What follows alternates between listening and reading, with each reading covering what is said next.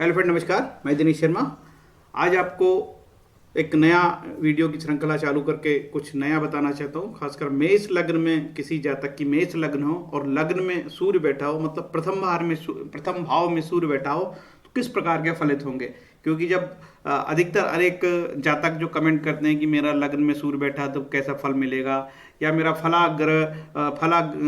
जो ग्रह यहाँ बैठा तो कैसे फल देगा, तो बिना कुंडली देखे ये बताना संभव नहीं है। और बहुत सारे लोगों बिना कुंडली देखे एक कमेंट करना ठीक नहीं है। एक जनरल प्रेडिक्शन, मेष लग्न में प्रथम भाव में सूर्य कैसा बैठा होगा, तो क्या मत है, शास्त्रीय क्या मत है, अनेक विद्वानों ने इस विषय में क्या विचार किए हैं, वो उन ग्रहों की जानकारी मेरे द्वारा आज दी जाएगी। सामान्यतः आज मेष लग्न की चर्चा करेंगे, और मेष लग्न में किसी जातक का सूर्य बैठा हो, तो जैसे यहाँ पे मेष लग्न में सूर्य बैठा हो, तो इसकी हम चर्चा करेंगे। इसके पहले हम ये जरूर जान ले कि क्या सिद्धांत को आज हम अप्लाई करेंगे। ये जानना जरूरी कि कौन कौन से सिद्धांत आज हम इस कुंडली में अप्लाई करेंगे। जो बेसिक सिद्धांत है वो सारे हम यूज करेंगे। यहाँ पे जो भी बेसिक सिद्धांत है वो सारे यूज करेंगे, ठीक है। ऋषि पाराशर के सिद्धांत से हटके हम कोई नए सिद्धांत पे चर्चा नहीं करेंगे, ठीक है। ये शास्त्रों में सूर्य भगवान की जो प्रेयर है, पूजा, ये बहुत प्राचीन समय से चले आ रही है, ठीक है। तो ये भगवान सूर्य का एक चित्र है। और उड़ीसा का कोणार्क मंदिर जो 13वीं शताब्दी में है, वो भी, उसकी जानकारी भी सामान्य होनी चाहिए। ऋग्वेद में बात आई, आरोग्यम भास्कर आदि क्षेत्र, मतलब भास्कर की उपासना से एवं प्रार्थना से आरोग्य मिलता है, ठीक है। ऋग्वेद में बात है, भगवान सूर्य आरोग्य के देवता, मतलब हेल्थ के कारक है, पूरे शरीर की रक्षा भगवान करते हैं। ये आपको जानकारी होना चाहिए। इस वीडियो में ये भी जरूर बताएंगे किसी जातक का लग्न में सूर्य तो क्या फल मिलेगा, खासकर मेष लग्न में। लेकिन सूर्य बाधा आए तो क्या उपाय होना चाहिए, क्योंकि उपाय जरूरी है, ठीक है। किसी को अच्छे मिल रहा है तो कोई टेंशन ही नहीं। यदि किसी को बुरा हो रहा है उसके साथ, ये कोई नेगेटिव इंपैक्ट आ रहा है, लग्न में सूर्य बैठा हो और मेष लग्न की कुंडली हो, तो वो भी देखते हैं। देखिए, मेष जो लग्न है, सबसे पहली लग्न है ये, ठीक है। और काल, हर चीज में मेरे जो प्रेडिक्शन में मैं जरूर ध्यान रखूंगा कि मैं जिसकी बात कर रहा हूं, काल पुरुष में उसका स्थान कहाँ है, ठीक है। काल पुरुष ये लगाया है मैंने यहाँ पे चित्र। मेष लग्न में ये मेष राशि वो सिर का प्रतिनिधित्व करती काल पुरुष के, ठीक है। और मेष लग्न में पहला भाव जो है मेष का ही है, तो निश्चित रूप से इसकी जानकारी होनी चाहिए। यदि ये मेष राशि पीड़ित होती है किसी तरीके से, तो निश्चित रूप से सिर में प्रभाव आ सकता है, सिर में कोई बीमारी हो सकती है, आंखों में समस्या होती है, मस्तिष्क संबंधी कोई बीमारी हो सकती है। इस चीज का हमको ध्यान है। बस बात ये होनी चाहिए कि मेष राशि पीड़ित होनी चाहिए, ठीक है। आगे चलते हैं। अब देखिए, जब हम बात कर रहे हैं मेष लग्न में प्रथम भाव में सूर्य, तो हम ये भी जानेंगे कि पाराशर मत, ऋषि का मत है कि सूर्य जो है इसी प्रथम भाव का ही कारकत्व रखता है, मतलब ये स्थायी कारकत्व है। मतलब सूर्य कहीं पे भी सूर्य बैठे आपकी कुंडली में, लेकिन वो उसका मुख्य भाग जो होता है प्रथम भाव का, वो कारकत्व देता है। और प्रथम भाव हमारी लग्न है, सारा हमारा व्यक्तित्व, हमारा जीवन, हमारी डेवलपमेंट, सब कुछ, लाभ हानि, गुण दोष, अच्छाई बुराई, सब प्रथम भाव से आती है। तो हमको आगे चलते हैं कि इस विषय में और क्या क्या चीज काम की है। निश्चित रूप से ये वीडियो आपके लिए बड़ा उपयोगी होगा। हाँ, ऋषि पाराशर ने जो बताया है कि ये इस प्रकार से इन ग्रहों के कारकत्व होंगे अलग अलग स्थान पे, लेकिन अन्य मत भी बताए हैं। अन्य जो जानकार एस्ट्रोलॉजर है, उन्होंने कहा है कि नहीं, 10वें भाव में सूर्य, गुरु, शनि, बुध भी अपना कारकत्व रखते हैं। तो ये एक अलग विषय है, जानकारी की बात, सामान्य जानकारी की बात है। ये जो मेरे वीडियो की श्रृंखला है, ये वीडियो मेरा थोड़ा लंबा होने वाला है, क्योंकि आज का ये पहला वीडियो है। लग्न कुंडली मैंने सभी 12 लग्न के विवरण देना है। मतलब किसी जातक का सूर्य प्रथम भाव में बैठा है, ठीक है, तो मेष लग्न में प्रथम भाव में बैठा, तो दूसरे, तीसरे, चौथे, पांचवे, ऐसे 12वें। तो मेष लग्न वाले को यदि प्रथम भाव में बैठा तो क्या फल, दूसरे भाव में बैठा तो क्या फल, ऐसे मेष लग्न के केवल 12 वीडियो बनेंगे, ठीक है। आगे चलते हैं, इसी प्रकार से सब लग्नों पे धीरे धीरे जाएंगे। मेष राशि के बारे में जान लूं, आपकी मेष लग्न है और सबसे पहला नंबर 1 है मेष। तो मेष राशि जो है वो सूर्य, मंगल की राशि है, ठीक है। मंगल देवता इसके कारण स्वामी है। ये चतुष्पाद राशि है, ठीक है, और अशुभ राशि मानी जाती है। मेष राशि तामसिक राशि है, इसी से तो प्रेडिक्शन निकलते हैं। तामसिक राशि है, निरंकुश और सत्तावादी राशि है, निरंकुशता होगी इस राशि में। अग्नि तत्व राशि है, राशि का रंग लाल रंग की राशि है। धातु राशि है, मेष की पूर्व दिशा है। मेष राशि क्रूर राशि मानी जाती है। मेष राशि क्षत्रिय मानी जाती है। मेष राशि चर मतलब गतिशील है, इसलिए कहा जा सकता है यदि सूर्य लग्न में हो तो जातक भ्रमणशील होगा, घुमंतु होगा, ठीक है। मेष राशि पित्त प्रभाव मानी जाती है, ठीक है। तो ये राशि का विवरण है। राशि पीड़ित होती है तो इसका जानकारी होना जरूरी है। इसका ये मतलब नहीं कि मेष राशि से ही सारा प्रेडिक्शन हो जाएगा, ग्रह महत्वपूर्ण होते हैं, ऐसा रमनवाल साहब कहते हैं, सॉरी रमन साहब कहते हैं। प्रथम भाव में सूर्य। अब हम इसकी, अब ये पूरा हम जो थ्योरी दे रहे हैं इसमें हम जरूर जानेंगे कि यदि आपकी कुंडली मेष लग्न की कुंडली है और वहां प्रथम भाव में सूर्य बैठा है, तो सूर्य जो बैठा है तो मंगल की राशि में बैठा है, तो सूर्य और मंगल मित्र माने जाते हैं, ये जानकारी होनी चाहिए। हम यहाँ पे भावाद भावम का सिद्धांत मुख्य अप्लाई करेंगे। भावाद भावम के सिद्धांत से फलित करने का एक अद्भुत तरीका है। जातक तत्व में कहा है मेष राशि में सूर्य होने पर शास्त्र मर्मज्ञ विख्यात उग्र पुष्टि अस्थि शासिक अभिरुचि तेजस्वी पित्तज और रक्त संबंधी विकार पीड़ित होगा, ठीक है।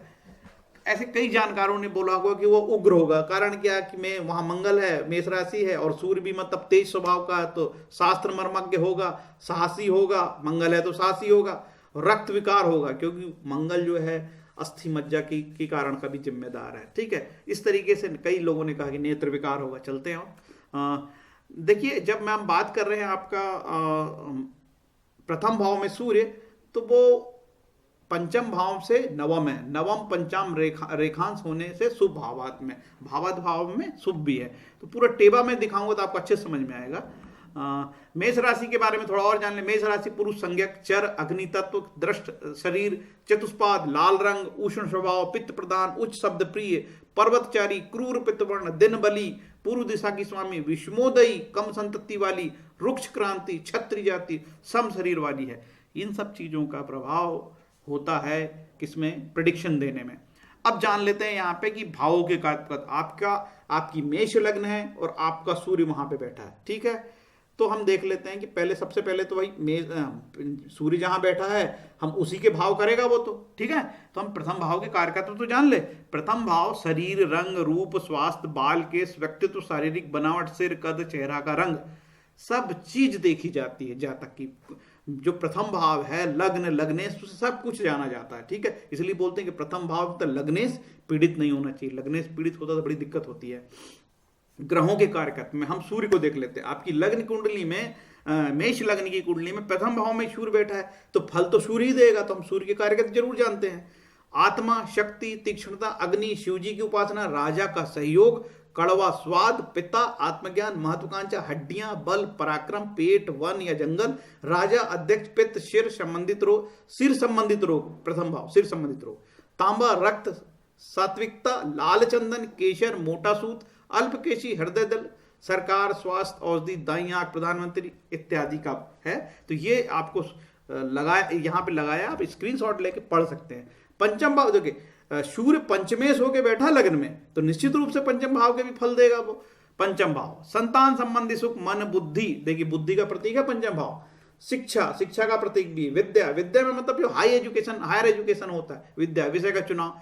प्रतिभा, पेट, उदर, पाचन तंत्र, मंत्रों द्वारा देवताओं की पूजा अर्चना, विवेक, बुद्धिता, शासकीय मोहर, कर, आत्मा, प्राण शक्ति, गर्भ, श्रुति, स्मृति, जुआ, सट्टा, लॉटरी, पिता, स्मरण शक्ति, प्रेम संबंध, अनैतिक यौन संबंध, शक्ति भावना, भविष्य का ज्ञान, मंत्र सिद्धि, देश की जनता, जन्म दर, विद्यालय, विद्यार्थी, शिक्षा विभाग, आनंद का साधन, रंगमंच, कलाकार, खेलकूद, जनता की सुविधा हेतु बगीचा इत्यादि। आप चाहे तो इसमें और भी देख सकते हैं। विदेशों के राजनीतिक दूत, राज्यसभा, शेयर मार्केट का उतार चढ़ाव, खेलकूद की संस्था, स्टेडियम, अभिनेता, राजसत्ता की योजना, विचारधारा आदि आदि पंचम भाव से ये है रिलेटेड। देखिए अब मैं फलित के जो सिद्धांत अप्लाई करेंगे, हम क्या करेंगे, जिस भाव में शुभ ग्रहों की राशि हो, भावेश की दृष्टि या युति हो, उस भाव की वृद्धि होती है, ये सिद्धांत है। देखते हैं आगे। यदि किसी भाव को पाप ग्रह देखते हो या वहां स्थित हो तो उस भाव की हानि होगी।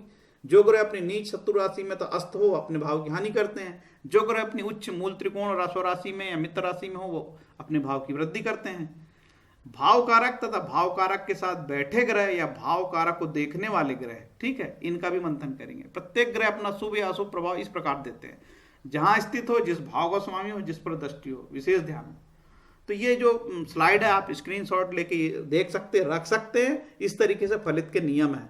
और आगे कुछ नियम है, यदि जिस भाव का स्वामी 6, 8, 12 भावों में चला जाए अथवा जिस स्थान में 6, 8, 12 के स्वामी बैठ जाए उन भावों के फल की हानि होती है। यदि शुभ ग्रह की दृष्टि हो तो हानि होती, शुभ ग्रह की दृष्टि तो हानि नहीं होती, शुभ ग्रह की दृष्टि होनी चाहिए भाव पर, भावेश पर। ठीक है, ये तो जनरल रूल है, पाराशर मुनि का जनरल रूल है ना, बिल्कुल फाइनल रूल है, इसी से फलित होता है। जिस भाव का स्वामी लग्न से केंद्र त्रिकोण में हो या शुभ ग्रहों से दृष्ट हो तो अथवा उच्चादि वर्गों में हो तो अथवा बलि हो तो भाव वृद्धि करता है।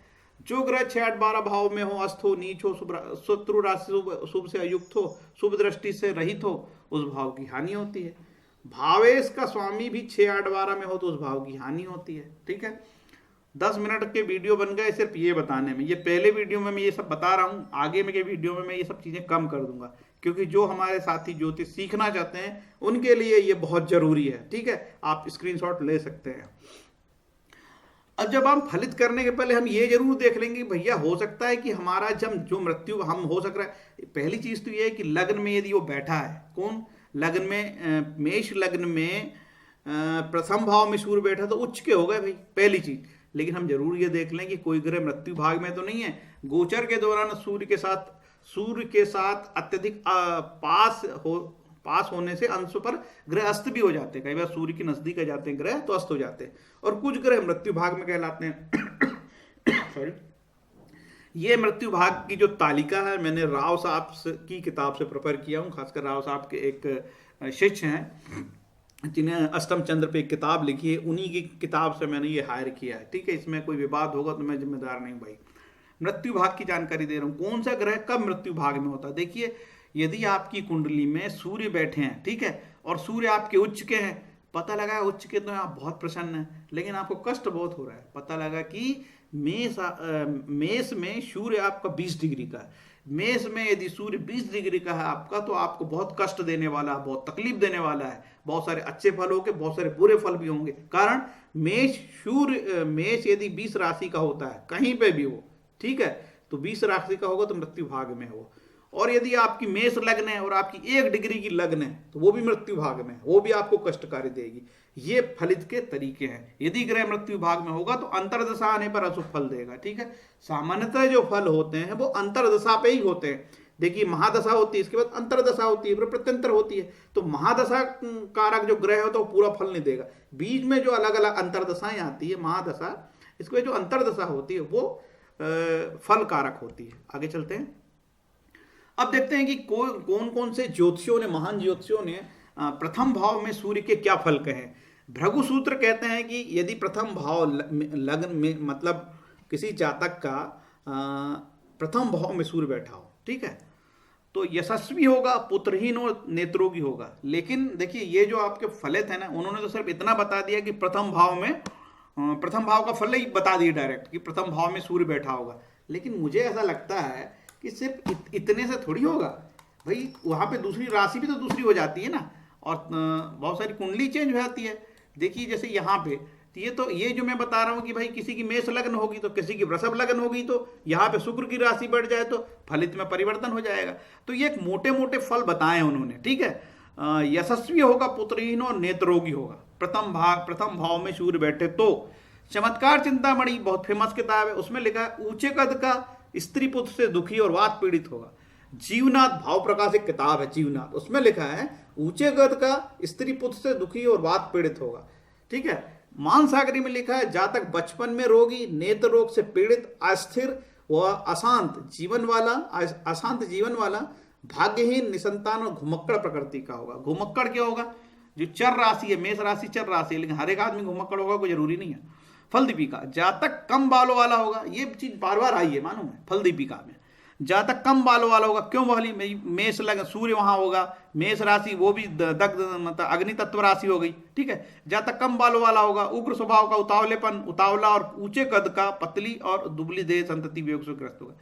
ऊंचे कद का क्या होगा? भारत में एवरेज आदमी 5 फीट के से कम के भैया। भाज में तो हरियाणा का आदमी लंबा मिलेगा, दिल्ली का और कुछ गाजियाबाद के इधर का मिलेगा, बाकी मुझे नहीं लगता भारत में कोई लंबे चौड़े लोग हैं। एवरेज भारत की जो एशिया महाद्वीप की पूरी 5, चीन में तो लोग 5 फीट सब नीचे ही 5 फीट के ही लोग हैं, तो ये बात जम नहीं रही कुछ। सारावली, सिर पर कम बाल करने में सिर पर, सारावली में लिखता है सिर पर कम बाल, काम करने में आलसी, क्रोधी, प्रभावशाली, संतान पीड़ा, कद काठी, ऊंचा, अधीर, दया भाव से रहित होगा। क्रूर होगा, ऐसी बहुत जगह बात आई है कि जिसका लग्न में सूर्य हो क्रूर होगा, ठीक है। कुछ लोग कहते हैं आलसी होगा। आगे चलते हैं। मेष राशि में जो सूर्य है 10 अंश में उच्च का होता है, ये ध्यान रखिए, है ना। और मेष राशि मंगल की राशि, जो एक उग्र स्वभाव राशि है। उग्र है मंगल। मंगल अस्थि मज्जा का भी कारक है, इसीलिए जो है पीड़ा बताइए, कई जगह आपको ऐसी कुछ पीड़ा बताइए, अस्थि मज्जा का कारक होगा। मेष चर राशि है, अतः जातक भ्रमणशील होगा। शरीर पर कम बाल, आलसी, क्रूर, हृदय, क्रोधी, ऊंचा, हठी, पराक्रमी, अक्षमावान। क्रूर होगा, बार बार आ रहा है क्योंकि सूर्य है और मंगल की राशि है, मेष राशि है। शुष्क नेत्र, सूखे नेत्र होंगे। दृष्टि दोष, आंखों में दोष होगा। दृष्टि दोष की बात आई है। अब देखते हैं पंचमेश। देखिए मूल सिद्धांत क्या है? मूल सिद्धांत ये है कि कुंडली में ये पंचमेश, मेष लग्न की कुंडली में ये पंचमेश बैठ गया सूर्य यहां, ठीक है। आगे अभी इसका पूरा विवरण करेंगे, पूरा डिटेल जानेंगे। ये तो बेसिक जो ऋषि मुनियों ने कहा है वो मैंने बताया है। अब चलते हैं। पंचमेश का लग्न में स्थित होना सुप्रद माना। पहली चीज तो पंचम स्थान में लग्न शुभ माना जाता है। क्यों शुभ माना जाता है? कि ये जो भावाद भाव में अपने स्थान से नवा है और जहां बैठा वहां से पांचवा है, इसलिए वो शुभ माना जाता है। और पांचवा और नौवा दोनों स्थान शुभ है। उत्तम विद्या, यदि किसी जातक का पंचमेश जो लग्न में बैठ जाए किसी भी कुंडली में, उत्तम विद्या, अभिमानी, पुत्रमान, प्रसिद्ध तथा गुणवान होता है। पंचमेश यदि शुभ प्रभाव में हो तो शुभ, अन्यथा संतानहीन होता है। पंचमेश यदि पीड़ित होगा तो संतानहीन भी होता है, या संतान कष्ट, संतान में विलंब आदि जानना। जातक पुण्यात्मा और भाग्यशाली, धार्मिक, सक्षम, श्रेष्ठ, स्वभाव युक्त, सफल होगा। लग्न में सूर्य के साथ यदि केतु होगा तो यंत्र, तंत्र, मंत्र में रुचि। यदि पंचमेश पीड़ित हो तो वशीकरण आदि में रुचि। और पैतृक संपत्ति का सूचक भी हो सकता है। कारण कि भैया ये पंचम से नवम है, ठीक है, ठीक है, जहां बैठा हो पंचम से नवम, नवम पिता का भाव, इसलिए पैतृक संपत्ति भी प्राप्त कर सकता है। और यदि पीड़ित हो तो पैतृक संपत्ति को लेकर कोई भी बात जाने। चलिए आगे बढ़ते हैं, ठीक है। अब यहाँ पे डॉक्टर रमन क्या कहते हैं? डॉक्टर रमन कहते हैं विद्या यदि लग्न में सूर्य बैठेगा तो उत्तम विद्या, अभिमानी, पुत्रवान, प्रसिद्ध तथा गुणवान होता। पंचमेश यदि शुभ प्रभाव में हो तो शुभ, अन्यथा संतानहीन होता, या संतान कष्ट, संतान में विलंब आदि का जानना। खेट कोतकों में एक किताब है जो 1556 से लेकर 1627 शायद हुमायूं के कार्यकाल में थे ये, और मुस्लिम शासक थे, मुस्लिम कवि थे। खेट कोतकम, खानखाना बोलते थे इनको।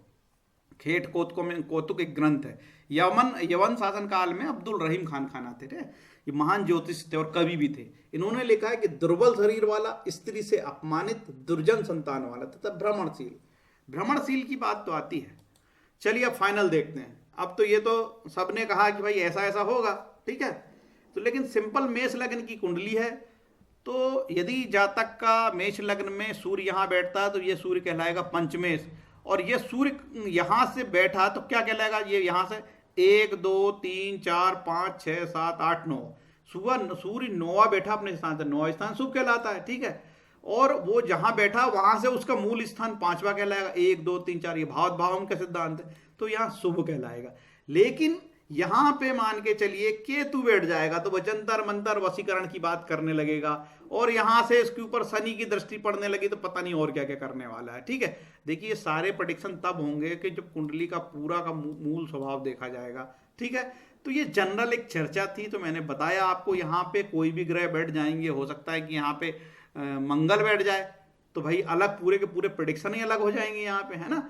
बहुत सारे प्रेडिक्शन चेंज हो जाएंगे। लेकिन सामान्यतः ये कहा जाता है कि यदि किसी जातक की लग्न में बहुत सारे ग्रह बैठते तो वो ताकतवर हो जाता आदमी। और ये भी सिद्धांत है यदि लग्न यहाँ पे, लग्न को कोई बुध यहाँ पे दृष्टि दे रहा, शुभ ग्रह बुध हो गया, और यहाँ पे चंद्रमा दृष्टि देने लगे यहाँ से, तो निश्चित रूप से भैया ये तो बहुत बली हो गया। और पता लगा कि यहाँ पे शुक्र भी बैठ के लग्न को बलि दिया, तो ऐसी कुंडली बहुत प्रभावशाली मानी जाती है, ठीक है।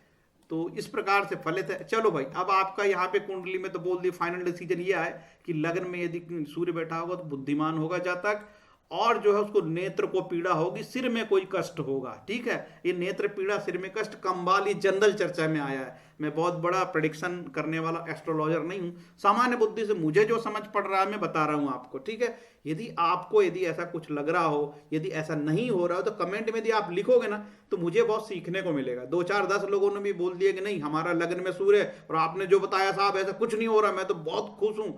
तो या फिर आपने बताया कि साहब आपने जो कुछ बताया ऐसा कुछ हो रहा है कि संतान पीड़ा हो रही है, या फिर आपको संतान में बाधा आ रही है, या फिर आपको सिर में कम बाल है, या फिर आपको आंखों में कष्ट है, या और कोई, क्योंकि सूर्य यहाँ पे उच्च का है तो भैया वो राजा जैसे प्रतापी होगा। मेरी पहली चीज तो ये सूर्य पूरा सरकार का प्रतीक है, सरकार से आपको बहुत सपोर्ट मिलेगा और हर सरकारी काम आपके हो जाएंगे निश्चित रूप से। भाई सूर्य यहाँ उच्च का है, सूर्य तो सरकार का प्रतीक है ना। ठीक है, तो ये मेरे जनरल प्रेडिक्शन थे सामान्य बुद्धि से, बिल्कुल सामान्य बुद्धि से। मैं कोई बहुत बड़ा एस्ट्रोलॉजर नहीं हूँ, किताब को पढ़ता हूँ और अच्छे राइटर पढ़ता हूँ, कोशिश करता हूँ ऋषि पाल ने जो फाइनल सिद्धांत बोले ना वही होगा। देखिए भाई ये सब तो मैंने बताया, लेकिन शनि को नीच के जो है ग्रह यदि यहाँ से यहाँ बैठ जाए, शनि लग्न में दृष्टि देने लगे, यहाँ बैठ जाए तो लग्न में दृष्टि देने लगे, है ना, यहाँ पे बैठ जाए तो लग्न में दृष्टि देने, तो फलित बदल जाते हैं। ठीक है, इसलिए बिना कुंडली देखे कोई ऐसे बात नहीं कर। ये एक जनरल चर्चा थी आपको सीखने के लिए थी, जिससे कि आपको अपने बारे में बड़े आसानी से समझ सको और आपको कोई आपको बेवकूफ ना बना सके। ठीक है, लेकिन मैं एक और चीज बताना भूल रहा हूं, यहाँ पे मेष लग्न की जिस जातक की कुंडली है तो उस जातक की कुंडली में सूर्य और चंद्र योग कारक होंगे। देखिए सूर्य चतुर्थेश है और सूर्य चंद्रमा चतुर्थेश है और सूर्य पंचमेश है। यदि सूर्य की और चंद्रमा की दशा महादशा में जातक को बहुत अच्छी शिक्षा भी होगी और बहुत तरक्की करेगा, ऐसा मैं जानता हूं। ठीक है, आगे यहाँ पे शनि और गुरु भी योग कारक है, लेकिन फाइनली गुरु तो बिगड़ गया ना मेष का यहाँ होने से, लेकिन गुरु यहाँ बैठ जाए तो बली हो सकता है। ठीक है, ऐसा ये इस प्रकार का प्रेडिक्शन है। चलिए आपकी कुंडली में कोई भी ग्रह जैसा भी हो, लेकिन अब आप ये भी तो जानो यदि सूर्य आपको पीड़ा ही हो रही है मान के चलो तो, ठीक है, आपको प्रथम भाव में लग्न कुंडली में उच्च का होने के बाद भी पीड़ा हो रही है, तब आप क्या करोगे? तब आप देखो सर्वग्रह पीड़ा नाशक सूर्य प्रयोग यंत्र मंत्र तंत्र सब बता रहा हूं। यहां पे मैं यंत्र नहीं बताऊंगा, कट कर देता हूं, केवल मैं मंत्र उपाय बता रहा हूं, मंत्र उपाय, तंत्र भी नहीं बता रहा हूं, केवल मंत्र उपाय। ओके, तो ये पहले तो लिखा है अर्जुन कृत सूर्य स्तवन, लिखा है स्तवन होता है, ठीक है, जो अर्जुन ने अपना प्रेयर की थी। सूर्य सहस्त्र नाम भी होता है यदि आपको कोई पीड़ा हो तो, सूर्य अष्टक स्तोत्रम होता है, सूर्य स्तवन होता है, सूर्य मंडल स्तोत्रम होता है, सूर्य स्त्रोत, सूर्य उपनिषद, सूर्योपनिषद आंखों में जिसको प्रॉब्लम हो, सूर्य आदित्य हृदयम बड़ा फेमस है, सूर्य अष्टोत्तर शतनाम, सूर्य भगवान के 108 नाम, ये मैंने बताया था, सूर्य भगवान के 1000 नाम। कहां पे? ये सूर्य सहस्त्र नाम, सूर्य सहस्त्र नाम, ठीक है, भगवान सूर्य सहस्त्र नाम, भगवान सूर्य के 1000 नाम है। सूर्य आदित्य हृदय में सूर्य भगवान की सूचना है, जो वाल्मीकि रामायण से लिया है, ये बहुत ही फेमस है भाई, सूर्य आदित्य हृदय स्रोत, ठीक है। इसके बाद सूर्य अष्टोत्तर शतनाम, भगवान सूर्य के 108 नाम है। नेत्र रोग के लिए चाक्षुषो निषद का पाठ करिए जिसको नेत्र रोग है, ठीक है। तो ये इस तरीके से बताया है, और कहीं पे भी मैंने आपको माणिक्य नहीं बताया, ठीक है, क्योंकि माणिक्य बताऊंगा नहीं, क्यों ऋषि पारसर ने माणिक्य नहीं बताया इसलिए मैं नहीं बता रहा हूँ, ठीक है। हाँ, आगे चल के मैं ग्रहों की जड़ी बूटी के विषय में कुछ बताना जरूर चाहूंगा आपको, ठीक है। सूर्य शतकम एक प्राचीन ग्रंथ है जो 7वीं शताब्दी में मयूर भट्ट के द्वारा रचित है। उसमें सूर्य शतकम में सूर्य की प्रार्थना में 100 श्लोक लिखे गए, बड़ी फेमस है। ये एक सामान्य जानकारी के लिए आपको मैं बता रहा हूँ। मेरा प्रयास ये था कि इस वीडियो में बहुत सारी चीज़ों को समाहित किया जाए, जिससे कि इन्फॉर्मेटिव वीडियो हो। ऐसे तो गप्पी वीडियो बहुत सारे आ रहे हैं ना, कुछ बताते नहीं। ये सूर्य शतकम है, ये चौखंबा वाले में मिलती है, बहुत छोटी सी किताब है, आपको जिसको इंटरेस्टेड है चौखंबा से सूर्य शतकम बुला सकते हैं आप, है ना। अब मैं सूर्य का मंत्र आपको जरूर बता देता हूँ। मैंने बोला था आपको कि यंत्र नहीं बताऊंगा, मंत्र बताऊंगा, लेकिन मैं ये नहीं कहता कि भाई यंत्र और जो कि यंत्र काम नहीं करते, यंत्र भी काम करते हैं, लेकिन यंत्र को शोध करने वाला तो कोई हो, बाजार में बढ़िया से प्रिंटेड करके यंत्र बेच रहा हो, है ना। बेचना क्या कर, उसका काम ही बेचना। अब हम यहाँ पे जानते हैं कि मेन ये जो है सूर्य का वैदिक मंत्र है, ओम ह्राम ह्रीम ह्रौं सह भूर्भुवः स्व आकृष्णेन रजसा वर्तमानो निवेशयन्नमृतं मर्त्य हृणेन सविता रथेन देवो याति भुवनानि पश्यन्। ये मंत्र वैदिक मंत्र है। आपको ये कठिन लग रहा है तो यहाँ से ह्राम ह्रीम ह्रौं स य हटा सकते हैं, ओम भूर्भुवः से ही चालू कर सकते हैं, ठीक है। ये वैदिक मंत्र है और यही मंत्र जो है वो आकर्षणेन रस्सा वाला ऋषि पाराशर की होरा शास्त्र में दिया है ग्रह शांति उपाय में, इसीलिए मैंने इसका सिलेक्शन किया है। और ये उपरोक्त मंत्र की जप की संख्या 7000 है और उसका दशांश हवन 7000 है। ठीक है, यदि आप माला में करोगे तो अति उत्तम है। ठीक है, इस मंत्र को पढ़ने में आपको कम से कम 20 मिनट लग जाएगा, अच्छे से पढ़ोगे तो। आपको कष्ट हो रहा तो 20 मिनट दे दो भाई। दूसरा मंत्र है, ठीक है, दूसरा सूर्य का मंत्र, सूर्य मंत्र ओम घृणी सूर्य नमः, ये बहुत बढ़िया है, ओम घृणी सूर्याय नमः। तीसरा है ओम घृणी सूर्य आदित्याय नमः। देखिए सूर्य के ढेर से मंत्र हैं, ठीक है।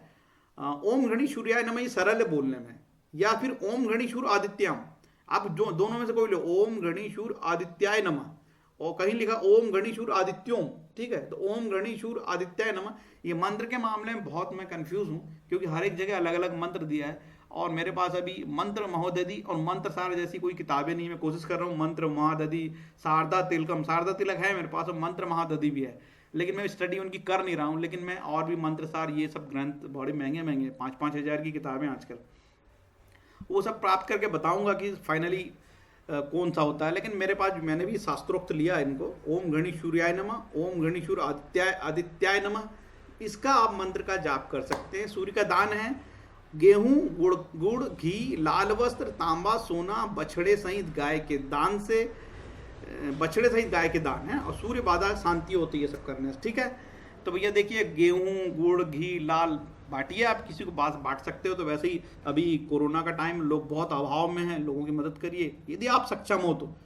यदि आप ही बहुत गरीब आदमी हो तो मैं आपको दान वान नहीं सजेस्ट करूंगा, आप मंत्र पढ़िए। ठीक है, मंत्र क्यों बोल रहा हूँ कि माला में ही होने चाहिए, ये इसलिए बोल रहा हूँ माला में होने चाहिए कि ये यदि 12 राशि और उसमें 9 का गुणा करें तो 108 हो गया। एक माला करने से 108, मतलब पूरी 12 राशि और 9 ग्रह प्रसन्न हो जाएंगे। एक माला यदि करते हो तो 27 नक्षत्र होते हो, तो उसके चरण 4 होते हैं, 108। एक माला में आपके पूरे ग्रह नक्षत्रों की शांति होती है। मेरा उद्देश्य ये है, यदि हमारे ग्रह पैसे से शांत होने लगे तो फिर काय का अध्यात्म, काय का धर्म, कौन सा धर्म लूटपाट के लिए बना है। यदि हमारी आर्थिक स्थिति खराब है, यदि हमारे बहुत नौकरी छूट गई है कोरोना में। कल एक सज्जन मेरे को बोलता, साहब मेरी फ्री में कुंडली कर दोगे क्या? तो मैंने बोला यार मेरे तो बहुत सस्ते रेट है। तो बोले नहीं मेरे पास उतने भी नहीं। तो मैंने कहा ठीक है भाई। इसके बाद उसका दोबारा फोन ही नहीं आया। ठीक है, उसकी कोरोना में नौकरी छूट गई है। तो ऐसा भी लोगों को कष्ट है बहुत, है ना। तो ये मंत्र आप पढ़ लीजिए तो आपको फल होगा। ठीक है, आगे चलते हैं। देखिए सूर्य से रिलेटेड सूर्य नमस्कार है। तो सूर्य नमस्कार यदि आप 12 मुद्राओं में करते हैं तो हेल्थ के लिए बड़ा टॉनिक हो जाएगा ये।